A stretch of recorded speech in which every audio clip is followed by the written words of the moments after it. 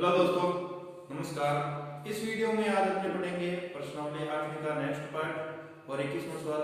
21वां सवाल क्या है कि अपने पास है एक झील के पानी के तल से 20 मीटर ऊंचे बिंदु ए से एक बादल के का उन्नयन कोण दिया गया 30 डिग्री।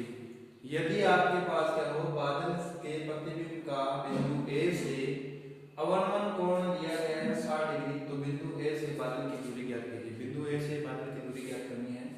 तो देखिए यहाँ पर आपको क्या दिया गया है कि एक झील दी गई है, एक झील दी गई है और इस झील पर आपको दिया गया है ये 20 मीटर ऊंची है, ये एक बिंदु 20 मीटर ऊंचा एक बिंदु है यहाँ पर ए। ठीक है, यहाँ पर क्या है ए बिंदु है 20 मीटर ऊंचा। तो यहाँ पर कोई बादल है, बादल है वो क्या है कि इस झील के इस झील से कुछ ऊंचाई पर है, पता नहीं कितनी ऊंचाई पर है, कुछ ऊंचाई पर है और यहां से इसका उन्नयन कोण दिया गया है 30 डिग्री। कितना डिग्री? 30 डिग्री दिया गया है। अब देखिए यहां पर इसने बोला है कि परछाई, क्या बोला है? परछाई इसकी बिंदु की ए बिंदु की परछाई ए बिंदु से तो अवनमन कोण इसकी परछाई है, तो देखो नीचे बढ़ेगी 20 मीटर, तो ये और ये नीचे बनेगी ना। तो यहां से देखिए अपने को यहां नीचे बन गई, यहां बादल की परछाई बन गई और इसका अवनमन कोण है वो है 60 डिग्री। कितने डिग्री का? 60 डिग्री का। और ये अपने पास क्या है 20 डिग्री है, 20 मीटर है। कितना? 20 मीटर है। ठीक है, कितना है? 20 मीटर है। अब देखिए अपने को ज्ञात करना है कि बादल से ए बिंदु की दूरी, इस बिंदु की दूरी ज्ञात करनी है, ये दूरी ज्ञात करनी है बादल से ए की दूरी। अब आपको ये पता है कि ये जो बादल है इसकी परछाई पानी में बनेगी और पानी नीचे है, इधर नीचे दिखाई देगा पानी से, इस बिंदु तल से पानी के सतह बिंदु से नीचे दिखाई देगा कितना? 20 मीटर नीचा, और ये जो इसकी दूरी है वो भी साथ में। तो देखिए मान लीजिए कि ये झील से है, जो अपने ये झील है, इस झील से क्या है ये h मीटर ऊंचा है, कौन? बादल।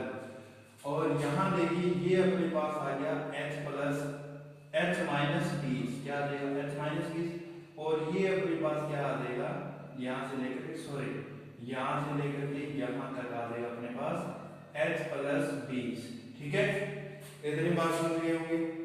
अब आगे देखिए अपने को क्या करना है कि अपने को a बिंदु से बादल की दूरी ये याद करनी है।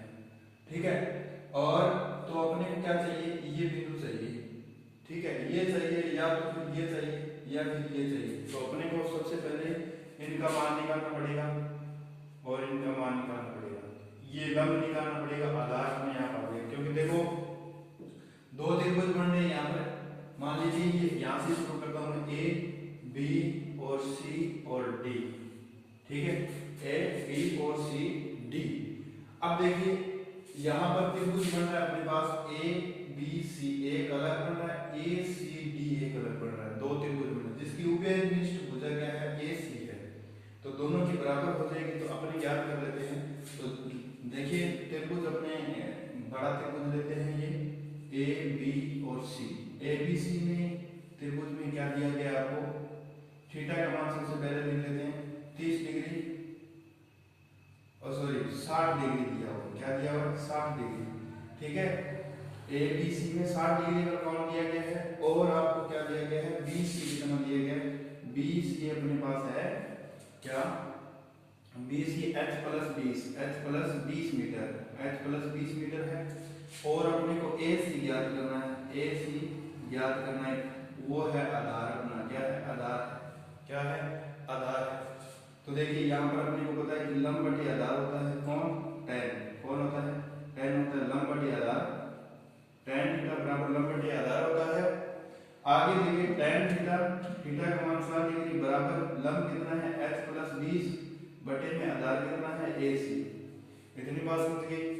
अब आगे देखिए tan थीटा का मान 60 डिग्री का मान क्या होता है? √3 होता है। क्या होता है? √3 3 बराबर इसके बटा में 1 लगा देते हैं क्योंकि अपने को बदल गुना करना है। h प्लस 20 बटे में ac। अब इसका तिरछा गुना करेंगे तो क्या आ जाएगा ac और √3 बराबर क्या आ जाएगा h प्लस 20 आ जाएगा। तो यहाँ पर अपने को ac चाहिए, ac बराबर क्या आ जाएगा h प्लस 20 बटे में √3 आ जाएगा। ये अपने पास एक h क्या अपना क्या आ गया ac h प्लस 20 बटा में √3 मीटर आ गया। अपने को अब क्या चाहिए, अपने को CD चाहिए। तो देखो त्रिभुज यहाँ पर कर रहा हूं कि अपने पास त्रिभुज है, त्रिभुज ACD। ACD में क्या दिया गया आपको AC ज्ञात करना है जो कि अपने को आधार दिया गया है और CD अपने पास कितना है h माइनस 20 है और थीटा का मान कितना है 60 डिग्री है, ये मालूम है सभी को। अब अपने को पता है कि tan थीटा बराबर लंब बटे आधार होता है क्योंकि अपने को लंब और आधार ही दिया गया तो अपने को tan ही रखना है और कुछ नहीं रखना। तो tan 30 डिग्री का मान क्या होता है tan 30 डिग्री बराबर लंब कितना है h माइनस 1, h माइनस 20 बटे में क्या है आधार AC है। इसका मान क्या होता है 1 बटा √3 बराबर h माइनस 20 बटे में क्या आ जाएगा AC आ जाएगा, क्या आ जाएगा AC आ जाएगा। अब क्या हुआ कि अपने को याद करना है इस पर तीसरा गुना कर लेते हैं AC, 1 से गुना करेंगे तो क्या AC आएगा और इधर क्या आ जाएगा h माइनस 20 क्या आ जाएगा h माइनस 20 आ जाएगा। ये अपने को समीकरण नंबर 2 मिल गई। क्या बन गई समीकरण नंबर 1 और समीकरण नंबर 2। समीकरण नंबर 1 और समीकरण नंबर 2 है। इसमें आगे आपको क्या करना पड़ेगा, इनको तुलना कर लेनी है, दोनों ही बराबर है अपने बराबर रख लेंगे। इस समीकरण नंबर 1 को और समीकरण नंबर 2 को अपने बराबर रख लेंगे, ठीक है। आगे देखिए, अब आगे अपने पास है कि ये समीकरण नंबर 1 है और ये 2 है, दोनों को क्या करना है बराबर कर लेना है। समीकरण 1 व 2 से ये 2 नंबर समीकरण है और ये अपना 1 नंबर समीकरण है, ठीक है। अब इसको मैं बराबर लिख देता हूँ क्योंकि AC अपने पास ये आया है और AC अपने पास ये आया है और इसके साथ देखो सॉरी यहाँ पर √3 है और साथ में गुणा में √3 और है, क्या है गुणा में √3 और है। अब मैं यहाँ पर लिखता हूँ कि h प्लस 20 बटे में √3 बराबर क्या आ जाएगा h माइनस 20 बटे में गुणा में √3 सॉरी गुणा में √3।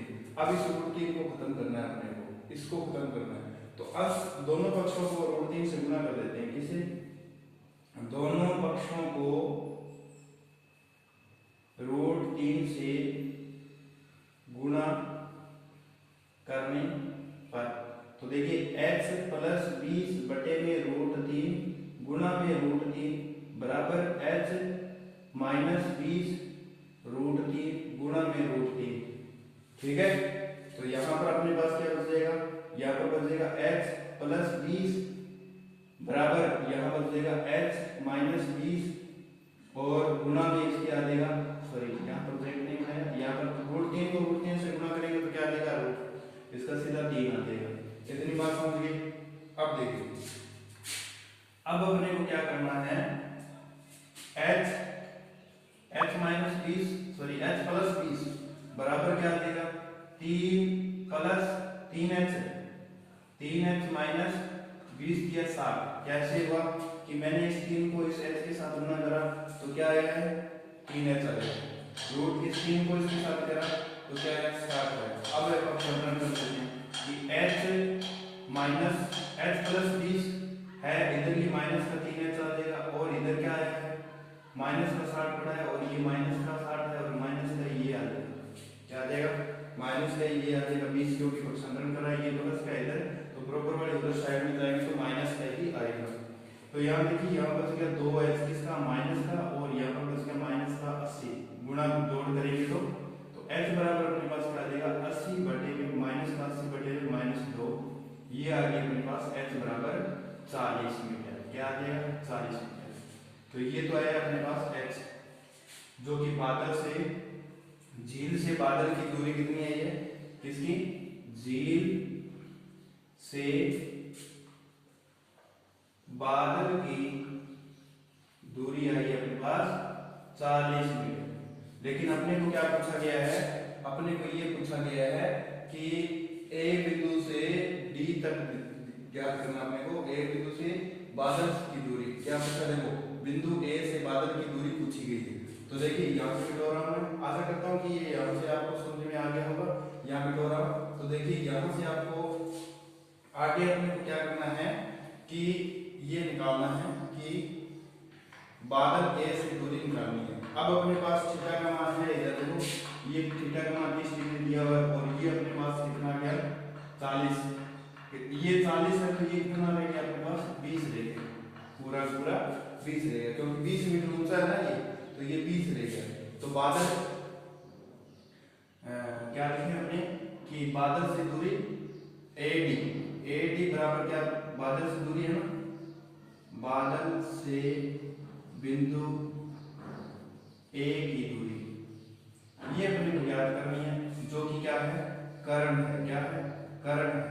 और आधार अपने पास है नहीं, लंब अपने पास क्या आ गया, लंब बराबर अपने पास आ गया 20। कैसे आया, देखो यहां से लेकर के यहां तक पूरा 40 है, तो ये कितना रह गया, ये इतना यहाँ तक 20 है, तो ये पूरा 20 रह गया ना, 40 में से 20 घटाएंगे तो 20 रह जाएगा।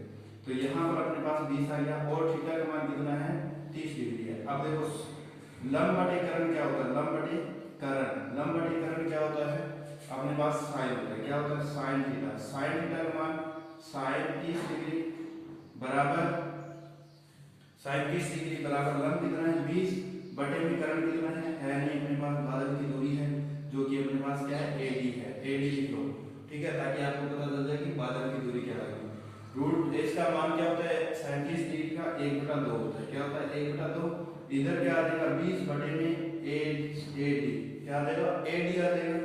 और यहां से देखिए तिरछा कोण करेंगे तो AD अपने पास क्या आ जाएगा 20 × 2 क्या आ जाएगा 40 मीटर, ये भी क्या है अपने पास 40 मीटर आंसर है इसका, क्या है 40 मीटर आंसर है।